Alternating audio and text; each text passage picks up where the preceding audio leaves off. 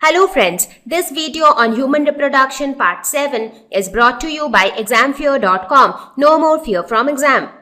Okay, now we will talk about a special type of glands which are exclusively present in females and they play a very important role, and that is mammary glands. Now, what are mammary glands? So these are the glands which are present under the breasts of the females. And what do? They help in production of milk. So you would have seen that when a baby is born, the baby is breastfed. So the baby feeds on the milk which comes out of the mother's breasts. So how does the milk production happens? That happens due to the presence of mammary glands in the breast region. So these are located in the female breasts and they also exist in pairs. So there are two mammary glands which exist. So this produce milk only after childbirth. Now these glands are capable of producing milk, but they can produce milk only after childbirth. So not always, because this milk production is also dependent on certain hormones, and those hormones are produced in the female's body only when she is pregnant. So that signaling is sent that okay, now the time is coming when milk needs to be produced. So milk gets produced only after childbirth and not always. And then the milk continues to get produced for some people it is there for 6 months, for some it is there for 1 year, for some it is there even for more than a year. So what is the composition of mammary glands? It is composed of glandular tissue and fat. So let us have a look at the detailed structure of the mammary glands. So this is how each mammary gland look like. So in this mammary gland, you can actually see a lot of fat. So wherever you see these structures, these cream colored structures, they are all fats. And where is the glandular tissue? The remaining tissues which you see here, they are all glandular tissue. So let us understand the structure of the mammary gland. So it has a glandular tissue structure where it consists of the mammary lobes. So where is the mammary lobes? So here you can see that this entire structure is divided into lobes. For example, this is one lobe. This entire part is one lobe till here. Again from here you have another lobe. So these are the various lobes. So they are known as, each of these structures is called a mammary lobe.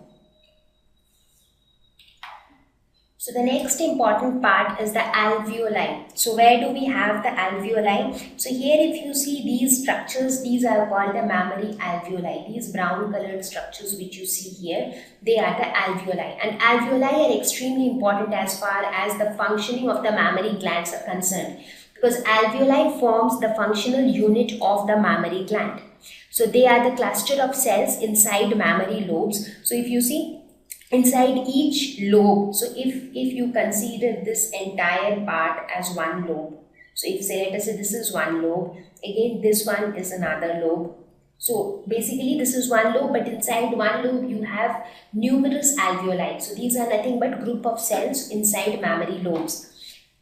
They are the basic component of the mammary gland. So you can say they are all lined with milk secreting cuboidal cells. So each of them has milk secreting cells. Now because all these cells secrete milk, that is why the entire mammary gland is capable of secreting milk. So you can see that the alveoli are the functional units of the mammary gland.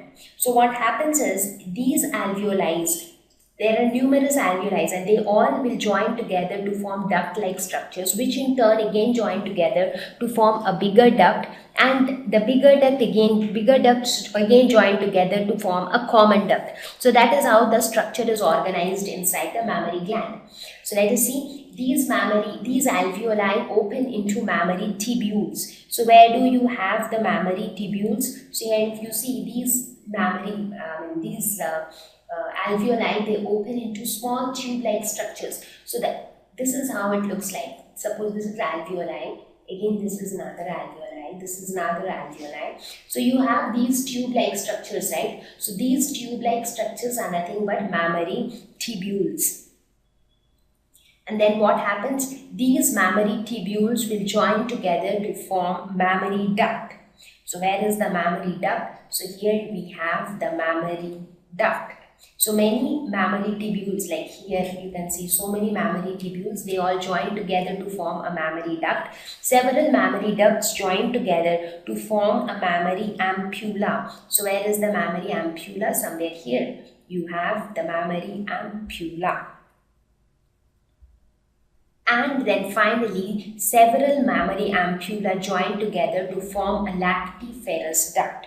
So where do we have the lactiferous duct? It is here. So this is the lactiferous duct. And then this lactiferous duct finally opens into the nipple. So here you have the nipple of the mammary gland. So now humans have two complex mammary glands. Each complex gland has several simple glands. So what do we mean by simple gland and complex gland? Simple gland is the one which has just one lactiferous duct. Complex gland is one which has multiple lactiferous ducts which join together to form a common duct which opens into the nipple. So in case of human beings, if you see, first of all you have alveoli. So all these units of alveoli, they all have inside their inner lining has got milk secreting cells. So that is why each alveoli will secrete some amount of milk. Now these alveoli join together and open into a mammary tubule. Mammary tubule opens into mammary duct, which opens into ampulla, and ampulla further opens into the lactiferous duct, which finally opens into the nipple.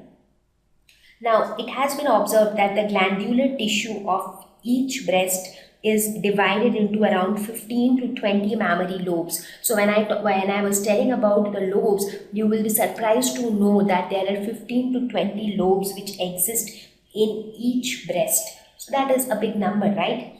Again, when you talk about the ducts, now, the lower you go, the wider the ducts are. For example, the mammary tubules are extremely thin tube-like structures. When they join to form mammary duct, they are little wider. When the mammary duct join to form the mammary ampulla, they are even wider than the mammary duct. And finally, when the lactiferous duct is formed, that is the widest.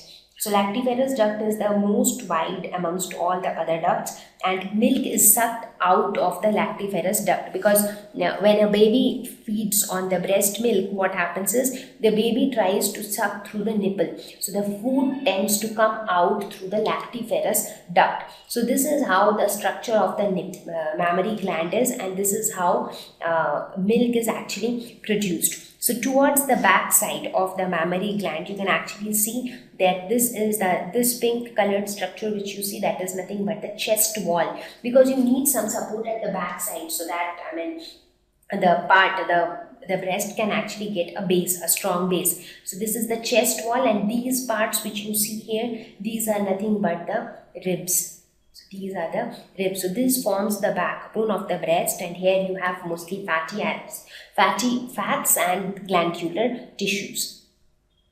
So with this, we have discussed towards the structure of the male reproductive system and female reproductive system. So I think now we are in a good situation where we can discuss the various events of sexual reproduction. Thank you.